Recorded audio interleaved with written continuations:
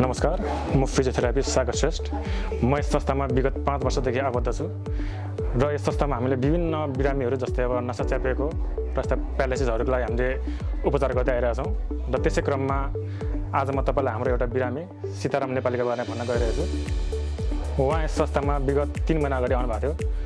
उहाँको चाहिँ देब्रे दिमागमा हामी चाहिँ स्ट्रोक भन्छौँ, तर नेपाली परिभाषामा प्रेसरले हानेको भन्न धेरै त्यो चलन छ हाम्रो चाहिँ।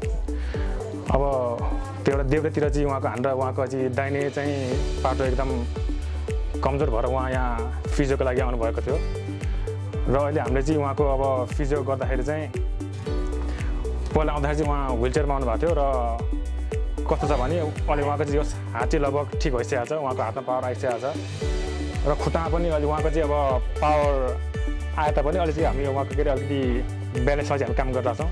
उहाँको खुट्टा एकचोटि माथि उठाउनु त, खुट्टा माथि उठ्न सके पनि जब उहाँ उभिनुहुन्छ उहाँको चाहिँ बडीमा ब्यालेन्स छैन, त्यही भएर अहिले हामीले उहाँले ब्यालेन्सलाई फेरि हामी फोकस गरिरहेछौँ। पहिला आउँदाखेरि चाहिँ उहाँ व्हिलचेयरमा आउनुहुन्थ्यो, उहाँलाई बस्न गाह्रो हुन्थ्यो, त्यसरी उभिन गाह्रो हुन्थ्यो। जस अहिले चाहिँ उहाँ के अरे वाकरले भए पनि आफू हिँड्न सक्ने हुनुभएको छ 3 महिनामा चाहिँ।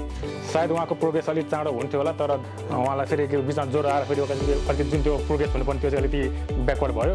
नभए उहाँको प्रोग्रेस अलिक राम्रै हुन्थ्यो पहिला भन्दा नि, तर जस उहाँले यति चाहिँ वाकमा चाहिँ हिँड्न सक्ने हुनुभएको छ।